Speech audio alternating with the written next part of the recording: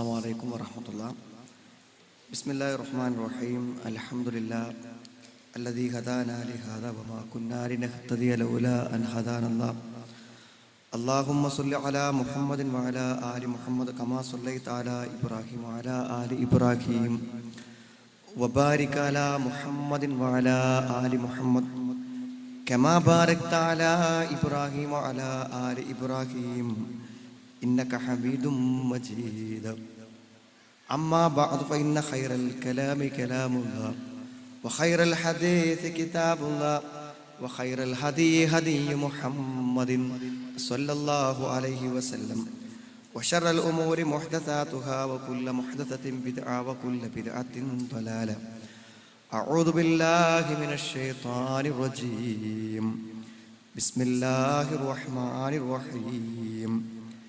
يا أيها الذين آمنوا اتقوا الله حق تقاته ولا تموتن إلا وأنتم مسلمون. لينفق ذو سعة من سعته ومن قدر عليه رزقه فلينفق مما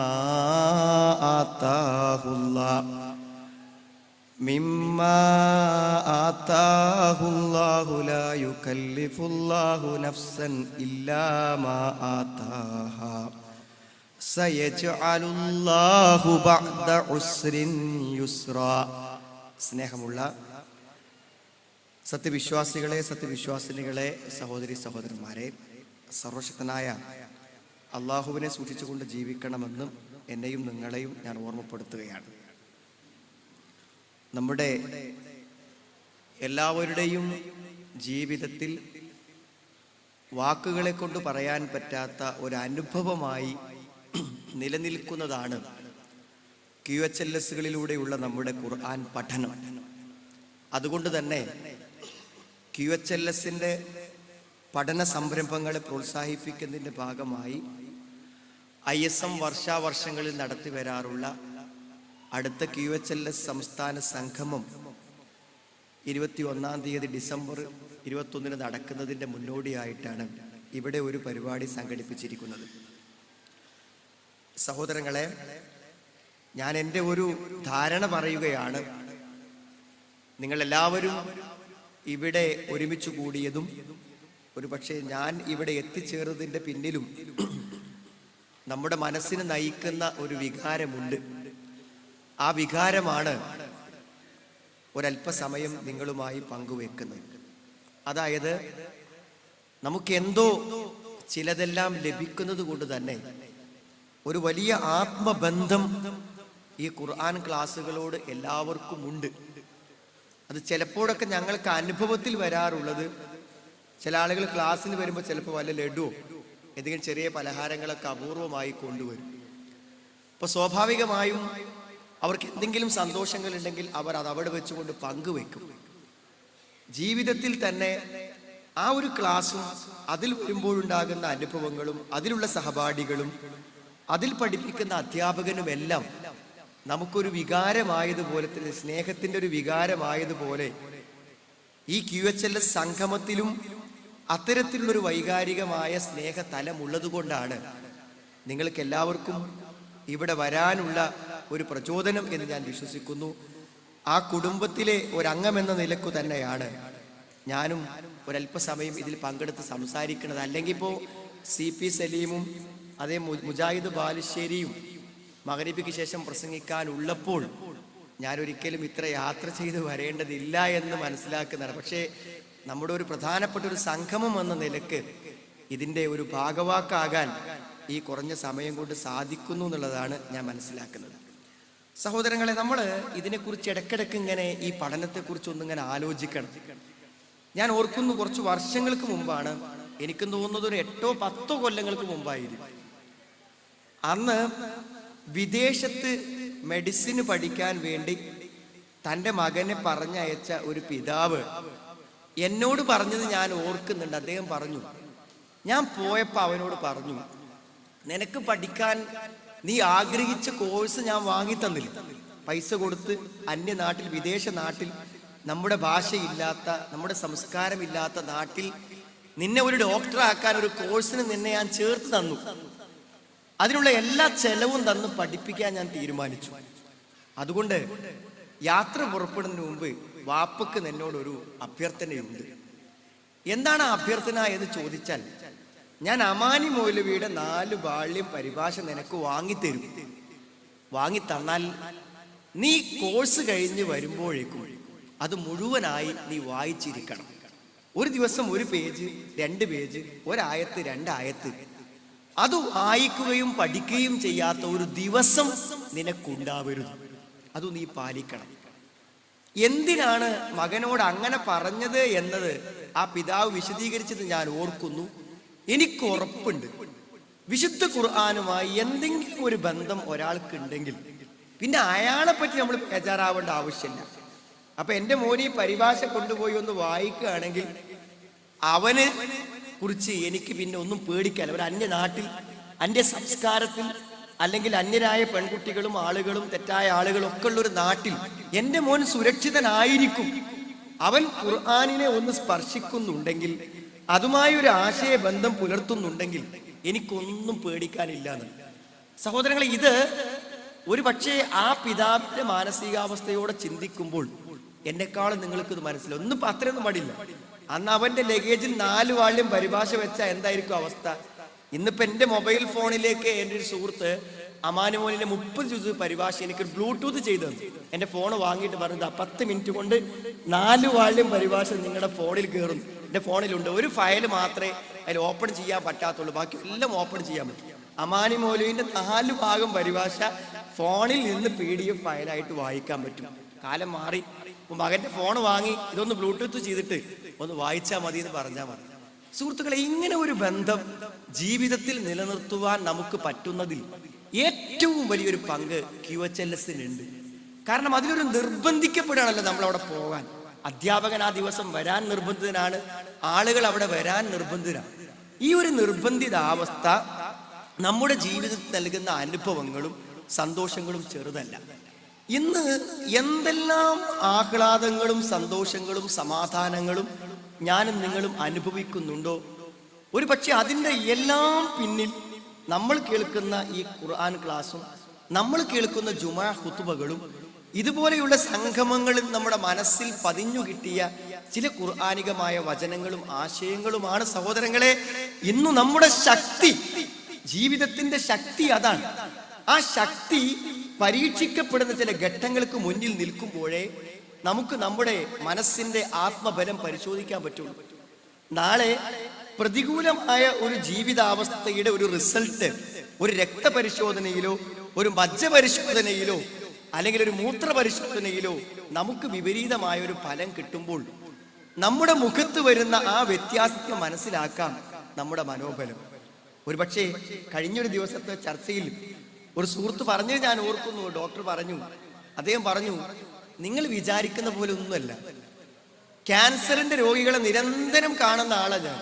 പക്ഷെ അതൊക്കെ ആളുകൾ അംഗീകരിക്കുന്നു. കുറച്ചങ്ങടെ ആകുമ്പോൾ ആ രോഗമൊക്കെ അവർ സമ്മതിക്കും, അതിനവർ സ്വീകരിക്കും, അതിനോട് അവർ ഇണങ്ങും.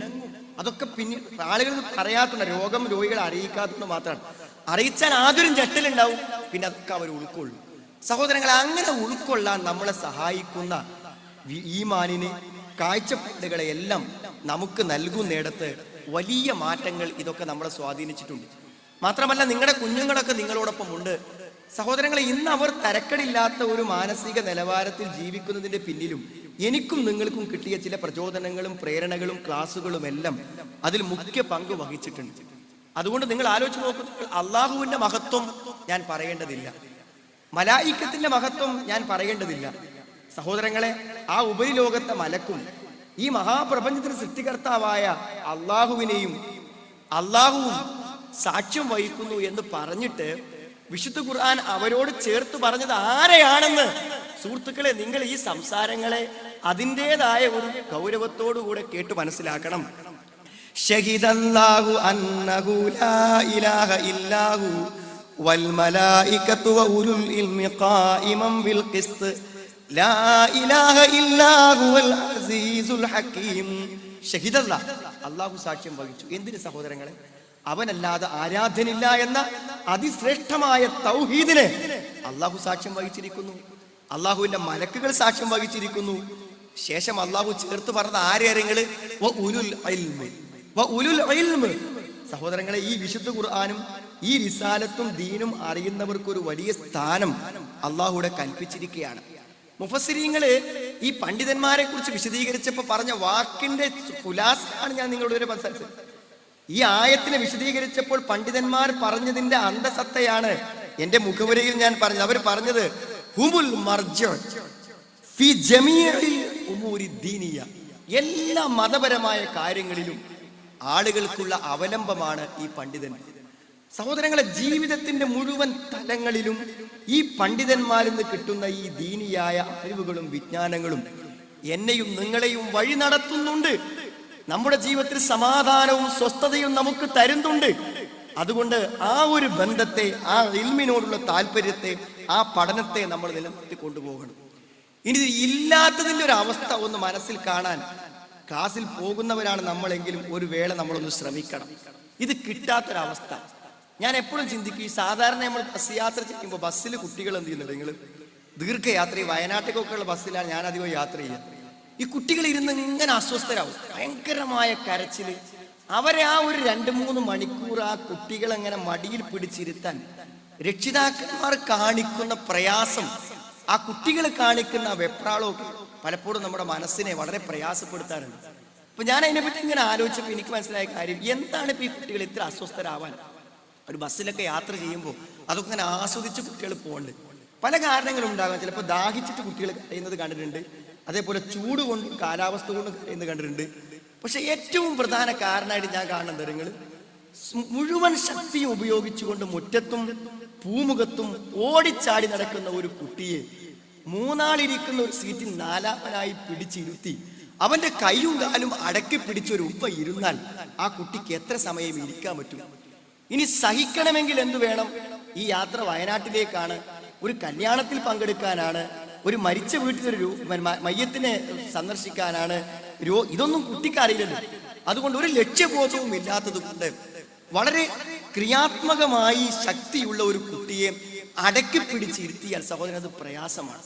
ഇത് ഞാൻ ആ കുട്ടിന്റെ ഉദാഹരണം മാത്രമല്ല, ഒന്നിനും പോകാതെ നിങ്ങൾ ജോലിക്ക് പോയാൽ വാതിലും ജനലും ഒക്കെ അടച്ച് പേടിച്ചിരിക്കുന്ന നിങ്ങളുടെ ഭാര്യ, നിങ്ങളുടെ കുടുംബിനി വൈകുന്നേരം കുട്ടികൾ മടങ്ങി വരുന്നത് വരെ എല്ലാ ശക്തിയും എല്ലാ പവറുമുള്ള ഒരു 10, 25, 30, 35 വയസ്സായ ഒരു സ്ത്രീയെ വീട്ടിനുള്ളിൽ പിടിച്ചിരുത്തിയിരിക്കുകയാണ് സഹോദരങ്ങളെ, ഒരു ജോലിയും കൊടുക്കാതെ. അതിനേക്കാളും എനിക്ക് വിഷമം തോന്നാറുള്ളത് എന്താ വെച്ചാൽ, ഈ 60, 70, 80 ഒക്കെ വയസ്സായ ആളുകളുണ്ട് നമ്മളെ വീട്ടിൽ. സുഹൃത്തുക്കൾ, അവർക്കൊരു ജോലിയും ഇല്ല, ഒരു കാര്യവുമില്ല.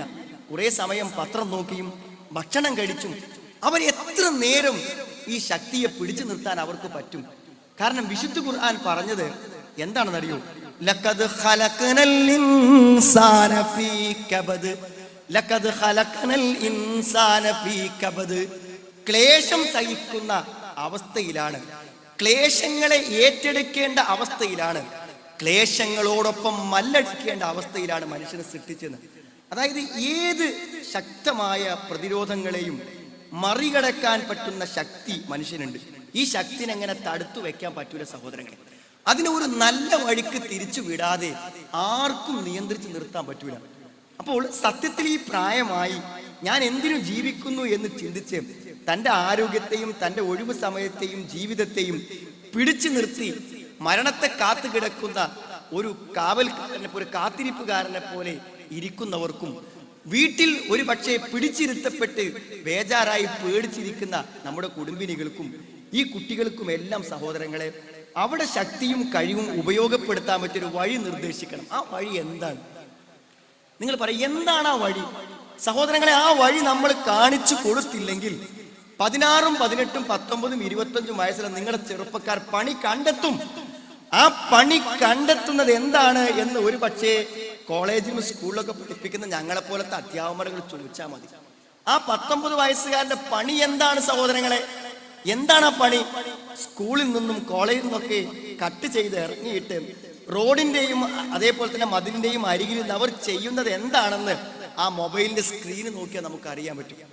3 മിനിറ്റിനും 3 ദിവസത്തേക്കും 4 ദിവസത്തേക്കും 3G ചാർജ് ചെയ്ത് വൃത്തികെട്ട അശ്ലീലങ്ങളെ വീഡിയോ ആയി കാണുകയും പകർത്തി കൊടുക്കുകയും ചെയ്തുകൊണ്ടിരിക്കുന്നു. സഹോദരങ്ങളെ, വീട്ടിൽ പിടിച്ചിരുത്തിയ ഈ ഉമ്മമാർക്ക് എന്താണ് ജോലി? ടിവിയും കണ്ട് മനസ്സിൽ അനാവശ്യമായ ചിന്തകളെയും കുത്തി നിറച്ച് അവർ ജീവിക്കണം. നമ്മൾ ഇതിനൊക്കെയുള്ള പരിഹാരമാണ് എന്ത് കാര്യങ്ങൾ? എല്ലാവർക്കും ഉള്ള പരിഹാരമാണ്. അവന്റെ ഭൗതികമായ ജീവിത കാര്യങ്ങൾ കഴിഞ്ഞാൽ പിന്നെ ദീനുമായി അത് പഠിക്കുക, അത് ജീവിതത്തിൽ പകർത്താം, അതുമായി ബന്ധപ്പെട്ട പ്രബോധന പ്രവർത്തനങ്ങൾ ഏർപ്പെടുക. നിങ്ങളൊന്ന് ആലോചിച്ച് നോക്കൂ സഹോദരങ്ങളെ. നമ്മുടെ പ്രോഫ്കോൺ പ്രഖ്യാപിച്ചിരിക്കുകയാണ് ഇപ്പോൾ കാസർഗോഡ്. നോക്ക് നിങ്ങൾ, ഇനി ഒരു 10 or 500 അല്ല, ഒരു 10,000 വിദ്യാർത്ഥികൾ ആ പ്രോഫ്കോൺ നടക്കുന്നത് വരെ ഫോണും ഫയലും യാത്രയുമായി അതിൽ വ്യാപൃതരാണ്. എന്തെങ്കിലും ഒരു ജോലി, ഒരു പണി നല്ല ഒരു വഴിയിൽ ചെയ്യണം എന്നുണ്ടെങ്കിൽ അത് ദീന് കൊണ്ട് മാത്രമേ പറ്റുള്ളൂ. ദുനിയാവൊക്കെ കുറച്ച് നേരം ചെയ്യാനുള്ളൂ. പരീക്ഷ, നിങ്ങളെ കുട്ടിന്റെ പരീക്ഷ എന്ന് പറഞ്ഞാൽ അവൻ ആ പരീക്ഷന്റെ 2 or 3 ദിവസം അല്ലെങ്കിൽ 2 or 3 മാസം പണിയെടുത്താൽ അവൻ പാസ്സാവും. ബാക്കി സമയം എന്താ ചെയ്യുക? നമ്മുടെ ദീനിൽ ഒരു താല്പര്യവും അത് പഠിക്കാനും പ്രയോഗവൽക്കരിക്കാനും ഒരു മനസ്സ് നിങ്ങളുടെ ഭാര്യയ്ക്ക് ഉണ്ടായാൽ ഒരു കംപ്ലൈന്റും അവൾ നിങ്ങളോട് പറയില്ല. അവൾക്ക് ഒഴിവ് സമയം തന്നെ ഉണ്ടാവില്ല. ഗൾഫിലൊക്കെ പോയാൽ ഫ്ലാറ്റിൽ നിൽക്കുന്ന പെണ്ണുങ്ങൾക്ക് എന്താ പണി എന്ന് വെച്ചാൽ അവിടെ ഖുർആൻ പരീക്ഷകളുണ്ട്. അതിന്റെ ഭാഗം അവർ ഫോട്ടോസ്റ്റാറ്റ് എടുത്ത് പുസ്തകമാക്കി കൊടുക്കും. അത് വായിക്കന്നെ സഹോദരങ്ങളെ. അത് പരീക്ഷ ചെയ്താൽ, അതിന്റെ ഫൈനൽ പരീക്ഷ ചെയ്താൽ അപ്പോഴേക്കിന് അടുത്ത ഭാഗം വാങ്ങുക, അത് വായിക്കുക, പഠിക്കുക. നമ്മൾ ഈ ഖുർആൻ പഠനവുമായി ബന്ധപ്പെട്ട ജീവിതം സഹോദരങ്ങൾ, അതൊരു വല്ലാത്ത സമാധാനം നമുക്ക് നൽകും. നമ്മുടെ കഴിവിനെ, ബുദ്ധിയെ, ശേഷിയെ, സമയത്തെ മുഴുവനും വിനിയോഗിക്കാൻ ഇത്രയും പറ്റിയ ഒരു വഴി ഈ സമൂഹത്തിന് നമുക്ക് വേറെ നിർദ്ദേശിച്ചു കൊടുക്കാനല്ല. 114 സൂറത്തിലെ ഖുർആനിലെ സഹോദരങ്ങളെ 6000 വചനമില്ല. നിങ്ങൾ ഇന്ന് ഈ ക്ലാസ് കഴിഞ്ഞ് പോയിട്ട് നിങ്ങളുടെ വീട്ടിലും അപ്പുറത്തെ വീട്ടിലുള്ള ഒരു 10 ആളെ കൂട്ടി ഇവിടുന്ന് ഒരു ഉസ്താദിനെ കണ്ടെത്തി നിങ്ങൾ ക്ലാസ് ആരംഭിച്ചു കഴിഞ്ഞാൽ നിങ്ങൾ ആ ക്ലാസ് തുടങ്ങുന്നതോടുകൂടെ നിങ്ങൾക്ക് ജോലിയായി, നിങ്ങളുടെ ജീവിതത്തിനൊരു മാർഗരേഖയായി, അതുമായി ബന്ധപ്പെട്ട പ്രബോധനങ്ങളും അതുമായി ബന്ധപ്പെട്ട പ്രവർത്തനങ്ങളുമായി സമാധാനവും സന്തോഷവും അനുഭവിക്കാൻ നമുക്ക് പറ്റും. ഇന്ന് നിങ്ങൾ ആ ക്ലാസ് തുടങ്ങിയാൽ ഒരു 30 കൊല്ലം കൊണ്ടേ നിങ്ങൾക്ക് എന്ത് ചെയ്യാൻ പറ്റുള്ളൂ? നിങ്ങൾ ആ ഖുർആൻ ആഴ്ചക്ക് ഒരു ദിവസം പഠിച്ച് അവസാനിപ്പിക്കാൻ പറ്റുള്ളൂ. സുഹൃത്തുക്കളെ, 30 കൊല്ലം ഞാനും നിങ്ങളും ഉണ്ടാവോ? ഇനി നമ്മുടെ വയസ്സിനോടൊപ്പം ഒരു 30 കൊല്ലം ചേർത്താൽ ഞാനും നിങ്ങളും ഉണ്ടാവും. യഥാർത്ഥത്തിൽ ജീവിതത്തിൽ അല്ലാഹു നമുക്ക് നല്ലൊരു മാർഗരേഖയാണ്, നല്ലൊരു എൻഗേജ്മെന്റ് ആണ് ഖുർആനിലൂടെ തന്നിരിക്കുന്നത്. അതുകൊണ്ട് അതൊരു പ്രധാന വിഷയമായി, അതിന്റെ പഠനവും പ്രായോഗികതയും വലിയൊരു കാര്യമായി നമ്മുടെ കുട്ടികളെ ബോധ്യപ്പെടുത്തൽ, കുട്ടികളുടെ കാര്യം സുരക്ഷിതമായി, നമ്മുടെ ഭാര്യയ്ക്ക് അതിൽ ഇൻട്രസ്റ്റ് വന്നാൽ സുഹൃത്തുക്കളെ നമ്മൾ ഫ്രീ ആയി, നമ്മുടെ മാതാപിതാക്കളുടെ മനസ്സിൽ അതൊരു താല്പര്യമായി കയറിയാൽ ആ നടുവീർപ്പുകൾക്ക് അവസാനമായി, വീട്ടിൽ സ്വസ്ഥതയായി, സമാധാനമായി. ആ ഒരു കാഴ്ചപ്പാടിലേക്ക് തിരിച്ചു കൊണ്ടുവരാൻ കേരളത്തിലെ മുഴുവൻ വീടുകളിലും ഇതാണ് ഇനി നമ്മുടെ ജോലി എന്ന് ജനങ്ങളെ ബോധ്യപ്പെടുത്തലാണ് സഹോദരങ്ങളെ ഈ QHLS പ്രഖ്യാപിക്കുന്നത് കൊണ്ടും സമ്മേളനങ്ങളായി സംഘടിപ്പിക്കുന്നത് നമ്മൾ ഉദ്ദേശിക്കുന്നത്. നമ്മളത് ഏറ്റെടുത്ത് പോകാത്തവരിപ്പോഴും നമ്മുടെ കൂട്ടത്തിൽ, അത് നടക്കാത്ത പ്രദേശങ്ങൾ ഇപ്പോഴും ഉണ്ട്. അതിനെക്കുറിച്ചൊരു പുനരാലോചന നമ്മൾ നടത്തണം. സുഹൃത്തുക്കളെ, ഖുർആനുമായും അല്ലെങ്കിൽ ദീനി പഠനങ്ങളുമായി ബന്ധപ്പെട്ട് 2 കാര്യം നമുക്ക് ചെയ്യാനുള്ളത്. അതിന്റെ ആവശ്യകത 2ആണ്. ഒന്നെന്താ അറിയോ? ജീവിതത്തിൽ ഒരു ഇസ്ലാമികമായ എന്തൊരു കാര്യം മനുഷ്യൻ ചെയ്യുകയാണെങ്കിലും അതിനൊരു തെളിവ് കണ്ടെത്തി ചെയ്യണം. അത് എവിടുന്ന് കിട്ടി? നമുക്ക് നമ്മളിപ്പോൾ ഒലുകിയത്തെടുത്തു, അതിന് നിയമങ്ങൾ നമ്മൾ എവിടുന്ന് കിട്ടി? നാളെ ഒരു മകൾ പ്രസവിക്കാൻ പോകുന്ന നിയമങ്ങൾ എവിടുന്ന് കിട്ടി? എല്ലാറ്റിനും സഹോദരങ്ങൾ നമുക്ക് തെളിവ് വേണം. അതാണ് സ്വഹാബത്ത് നമ്മളെ പഠിപ്പിച്ച മാർഗം. ഞാനൊരു ഹദീസിന്റെ കഷ്ണം പറഞ്ഞാൽ ഒരുപക്ഷെ നിങ്ങൾക്കത് പെട്ടെന്ന് മനസ്സിലാവും. അതായത് സഈദ് ബിൻ ജുബൈർ റളിയല്ലാഹു അൻഹു ഒരു ദിവസം ഇറങ്ങി വന്നിട്ട് തൻ്റെ ആളുകളോട് ചോദിച്ചു, കൂടെയുള്ള സഹാബത്തിനോട് ചോദിച്ചു, അയ്യുക്കും റഅ അൽ കൗകബ് അല്ലദി ഇൻഖല്ലൽ ബാരിഹ, ഇന്നലെ രാത്രി പൊട്ടി വീണ ഒരു ഉൽക്കയെ കുറിച്ച് നിങ്ങൾ ആരെങ്കിലും, ഇന്നലെ ഒരു ഉൽക്ക വീണിരുന്നു, നിങ്ങൾ ആരെങ്കിലും കണ്ടോളും? ഇമാം മുഹമ്മദ് അബ്ദുൽ വഹാബ് അദ്ദേഹത്തിന് റഹ്മഹുല്ല അദ്ദേഹത്തിന്റെ കിതാബു തൗഹീദിൽ കൊടുത്ത ഹദീസാണ്. ഒരു തൗഹീദിനെ കുറിച്ച് പറയാൻ വേണ്ടി പറഞ്ഞൊരു ഹദീസാണ്. അപ്പോ ആ സമയത്ത് ഹുസൈൻ ഇബ്നു അബ്ദുല്ല റളിയല്ലാഹു അൻഹു അവിടെ നിന്ന് പറഞ്ഞു, അതെ ഇന്നലെ ഞാൻ കണ്ടു എന്ന് പറഞ്ഞപ്പോൾ ഒരുപക്ഷെ തെറ്റിദ്ധരിക്കുമോ എന്ന സഹാബികളുടെ സൂക്ഷ്മതയാണ്.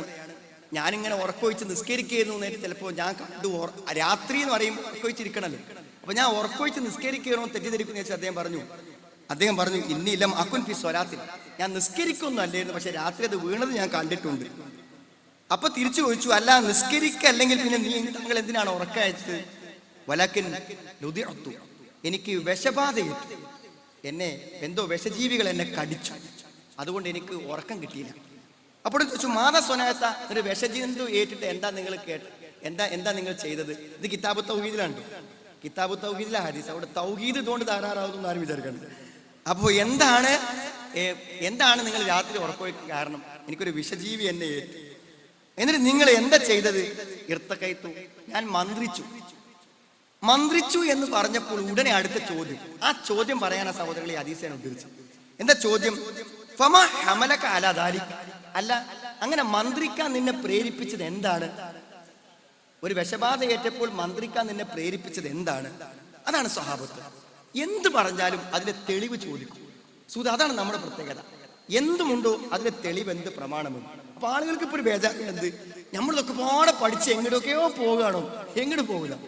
പ്രമാണങ്ങൾക്കൊപ്പം നിൽക്കുമെന്ന് തീരുമാനിച്ചാൽ സുഹൃത്തുക്കളെ, നമുക്ക് മാത്രമേ ഒരു ബൗണ്ടറി ഉള്ളൂ, നമുക്ക് മാത്രമേ ഒരു അതിർത്തി ഉള്ളൂ. ബുദ്ധി കൊണ്ട് കാര്യങ്ങളെ തീരുമാനിക്കുന്ന ആളുകളുടെ ബുദ്ധികൾക്ക് പരിമിതി ഇല്ലാത്തതുകൊണ്ട് അവരെവിടെ എത്തും നമുക്ക് ആർക്കും പ്രവചിക്കാൻ പറ്റില്ല. നമ്മൾ എവിടെ പോയാലും ഈ ഖുർആനും ഹദീസും മനസ്സിലാക്കിയ സഹാബത്തിന്റെ അവിടത്തെ പോകുള്ളൂ, അതിനപ്പുറത്ത് പോകില്ല. അപ്പൊ ഒന്നാമത്തെ തെളിവ്, അപ്പൊ ചോദിച്ചു എന്താണ് നിനക്ക് തെളിവ്? അപ്പൊ അദ്ദേഹം പറഞ്ഞു കൊടുത്തു, ഞാനൊരു ഹദീസ് കേട്ടിട്ടുണ്ട്. ആ ഹദീസിൽ എന്താണുള്ളത്? ലാ റുഖിയത ഇല്ലാ മിൻ ഐനിൻ ഔ ഹുമത്തിൻ. ഇങ്ങനെ വിഷമേറ്റതിനും കണ്ണേറേറ്റതിനും മാത്രമേ ഉള്ളൂ എന്ത്? മന്ത്രമെന്ന്. അതിനാണ് മന്ത്രം ഏറ്റവും ഫലപ്രദം എന്ന് ഹദീസിൽ ഞാൻ കേട്ടിട്ടുണ്ട്. അപ്പൊ ആ ഹദീസ് കേട്ടു, അതിന്റെ അടിസ്ഥാനത്തിൽ ഞാൻ മന്ത്രിച്ചത് എന്ന് പറഞ്ഞപ്പോൾ ആ സ്വഹാബി പറഞ്ഞ വാക്ക് രണ്ടാമത്തെ ആശയത്തെ പ്രതിനിധീകരിക്കുന്നു. അദ്ദേഹം പറഞ്ഞു, ഖദ് അഹ്സന മൻ തഹ മാ സമിഅ, ഖദ് അഹ്സന മൻ തഹ മാ സമിഅ. ഒരു തെളിവ് കിട്ടിയപ്പോൾ അതനുസരിച്ച് പ്രവർത്തിച്ചല്ലോ, വളരെ നല്ലത്. സഹോദരങ്ങളെ, ഇതാ സഹാബത്തിന്റെ മനസ്സിലാകുമ്പോൾ എന്ത് കാര്യത്തിനും പ്രമാണമുണ്ടോ എന്ന് ചോദിക്കും. പ്രമാണം കിട്ടിയാലോ അത് ഉടനെ ജീവിതത്തിൽ പ്രയോഗവൽക്കരിക്കും. സുഹൃത്തുക്കളെ, ഇതാണ് നമ്മുടെ ആദർശം, ഇതാണ് നമ്മുടെ ആശയം. നമ്മുടെ ആളുകളെ ഖുർആൻ പഠിപ്പിക്കുന്നു, ദീൻ പഠിപ്പിക്കുന്നു. നമ്മൾ പഠിക്കുന്ന ആൾക്കാരാണ്. നിങ്ങൾ എന്ത് മനസ്സിലാക്കിയോ അതെനിക്ക് ഉൾക്കൊള്ളാൻ പറ്റില്ല, അതെനിക്ക് മനസ്സിലാകണില്ല, അതെനിക്ക് ശരിയാകണില്ല, അതെനിക്ക് ബോധ്യപ്പെടുന്നില്ല. സുഹൃത്ത്, ഇത് ഞാനും നിങ്ങളും പറയാൻ പറ്റിയതല്ല. നമുക്ക് ബോധ്യപ്പെട്ടോ നമ്മളത് പ്രയോഗവൽക്കരിക്കണം.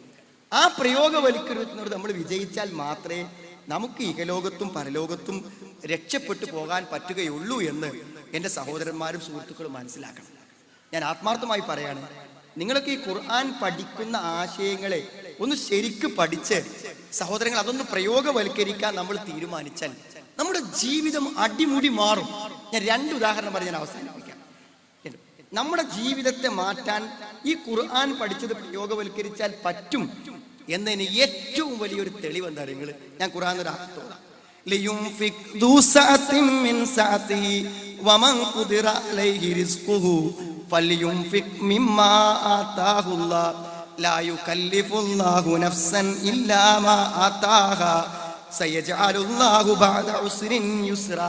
സൂറത്ത് ത്വലാഖിലെ 7-ാമത്തെ വചനം. എന്തിനാ ഈ ആയത്ത് ഓതിയത്? സുഹൃത്തുക്കളെ, ഇന്ന് നമ്മൾ അനുഭവിക്കുന്ന സമൂഹത്തിലെ എല്ലാ പ്രശ്നത്തിന്റെയും പ്രധാനപ്പെട്ട ഒരു കാരണം, എനിക്ക് എന്ത് വരുമാനമുണ്ടോ അതിനനുസരിച്ച് ഞാൻ ജീവിച്ചാൽ മതി, എനിക്കൊരു പ്രശ്നം ഉണ്ടാവില്ല. എനിക്ക് കാറ് വാങ്ങാൻ നിവൃത്തിയില്ലേ, ഞാൻ ബസ്സിന് കയറി പോകണം. എനിക്കൊരു ടെറസിന്റെ ബിൽഡിങ്ങിന് എനിക്ക് പണമില്ലേ സഹോദരങ്ങളെ, ഒരു ഓടിട്ട വീട്ടിൽ ഞാൻ താമസിക്കണം. എനിക്കൊരു ഓട്ടോറിക്ഷ വിൽക്കാൻ പണമില്ലേ, ഞാൻ 1.5 കിലോമീറ്റർ നടന്നു പോകണം. എനിക്ക് എന്ത് ഭക്ഷണമാണോ വാങ്ങാൻ പറ്റുക അതിനനുസരിച്ച് ഞാൻ ജീവിക്കണം. സുഹൃത്തുക്കളെ, ഇതൊരു വലിയ ആശയമാണ്. ഇത് എവിടെ പറഞ്ഞു തന്നറിയങ്ങൾ? ഇദ്ദ ത്വലാഖ് ചെയ്തതിന് ശേഷം ഇദ്ദ ആചരിക്കുന്ന സ്ത്രീ, ആ സ്ത്രീ ഭർത്താവിന്റെ വീട്ടിൽ തന്നെ താമസിക്കണം. ഞാനൊരു പെണ്ണിനെ ത്വലാഖ് ചെയ്താൽ ഇദ്ദ കാലഘട്ടം അവൾ എൻ്റെ വീട്ടിൽ താമസിക്കണം എന്ന് ഖുർആൻ പറയണം. എന്നിട്ട് പറയണം, അവൾ അവിടെ താമസിക്കും, ഇല്ലാത്ത പൈസ ഉണ്ടാക്കി ചെലവ് കൊടുക്കൊന്നും വേണ്ട, നിന്റെ വീട്ടിൽ നിന്റെ ശേഷിക്ക് അനുസരിച്ച് കൊടുത്താൽ മതി. ശേഷിയുള്ളവൻ ശേഷിക്കനുസരിച്ച് കൊടുക്കണം. അവളിപ്പോ ഏതായാലും ഞാൻ ത്വലാഖ് ചെയ്തതല്ലേ, ഇനി ഇവിടെ എങ്ങനെ നിൽക്കണ കൊടുക്കുമ്പോ നന്നായി ഭക്ഷണം ഒന്നും കൊടുക്കണ്ട, നിനക്ക് ഉണ്ടായിട്ടും കൊടുക്കാതിരിക്കരുത്.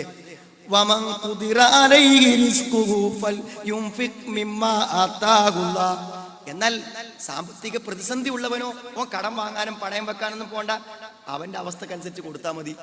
സുഹൃത്തുക്കളെ, ഇതൊരു വലിയ തത്വമാണ്. ഒരു 10 ലക്ഷത്തിന്റെ കാറ് വാങ്ങാൻ എനിക്ക് പറ്റുന്നതാണ് നാളെ തോന്നുന്നത്. പക്ഷേ ഞാൻ നാളെ മുതൽ പലിശ കൊടുക്കേണ്ടി വരും, ഞാൻ കടക്കാരനാവും. അത്രേ പ്രശ്നമുള്ളൂ. ഇവിടെ ഇരിക്കുന്നവർക്കൊക്കെ പറ്റും. ഒരു ചെറിയ ഗവൺമെന്റ് ഉദ്യോഗസ്ഥന്, ചെറിയൊരു ലാസ്റ്റ് ഗ്രേഡ് ഉദ്യോഗസ്ഥന് സഹോദരങ്ങളെ നാളെ ബാങ്കിൽ പോയാൽ 10 ലക്ഷത്തിന്റെ കാറ് വാങ്ങാം. പിന്നെ 10 കൊല്ലമല്ല, ജീവിതകാലം മുഴുവൻ സമാധാനമില്ല. സുഹൃത്തുക്കളെ, അഭിമാനത്തോടുകൂടി ഒരു മുസ്ലിമിന് ഖുർആൻ പഠിച്ചൊരാൾക്ക് ജീവിക്കാൻ പറ്റും. ഞാനൊരു മിസ്കീനാണോ? ഞാൻ മിസ്കീനായി ജീവിക്കും. എനിക്കൊരു മാനക്കേട് തോന്നുന്നു. എന്താ മാനക്കേട് തോന്നാത്തത്? സുഹൃത്തുക്കളെ, സഹോദരങ്ങളെ, ഈ കസേരകളിൽ ഇരിക്കുന്ന ഏതെങ്കിലും ഒരുത്തന്റെ നിലവാരത്തിൽ ഭൗതികമായി അഷ്റഫുൽ ഖൽഖ് റസൂലുള്ളാഹി സ്വല്ലല്ലാഹു അലൈഹി വസല്ലം ജീവിച്ചിട്ടില്ല, എനിക്ക് ഉറപ്പാണ്. സുഹൃത്തുക്കളെ, ഉമി കളയാത്ത റൊട്ടി കൊണ്ട്, മാവ് കൊണ്ട് ഭക്ഷണം കഴിക്കുന്നവരാണോ ഞാനും നിങ്ങളും? മാർദ്ദവത്വമുള്ള ഒരു തലയിണെ തലക്ക് വെക്കാത്തവരാണോ ഞാനും നിങ്ങളും?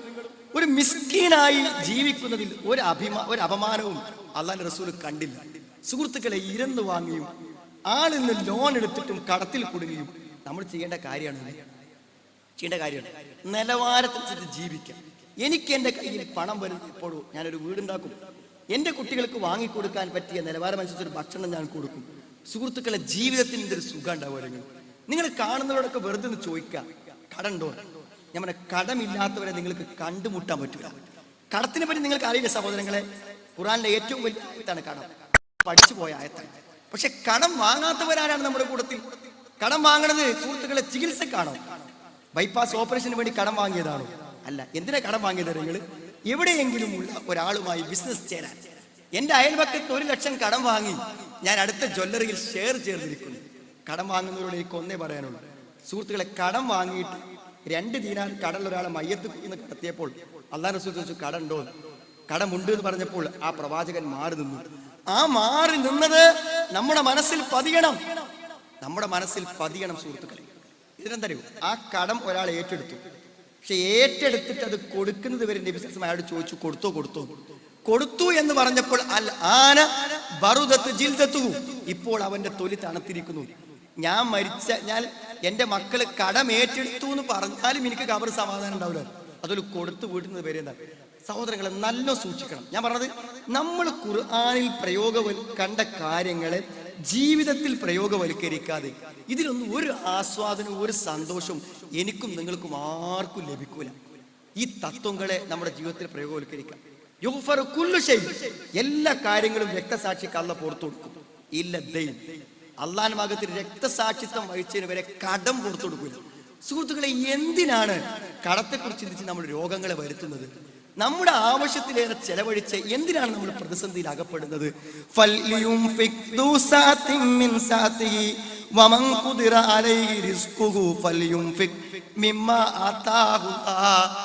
അള്ളാഹു നൽകിയതിൽ നിന്ന് ആവശ്യമനുസരിച്ച് കൊടുക്ക, ചെലവഴിക്ക സഹോദരങ്ങളെ. എന്നിട്ട് അള്ളാഹ് പറയാണ്,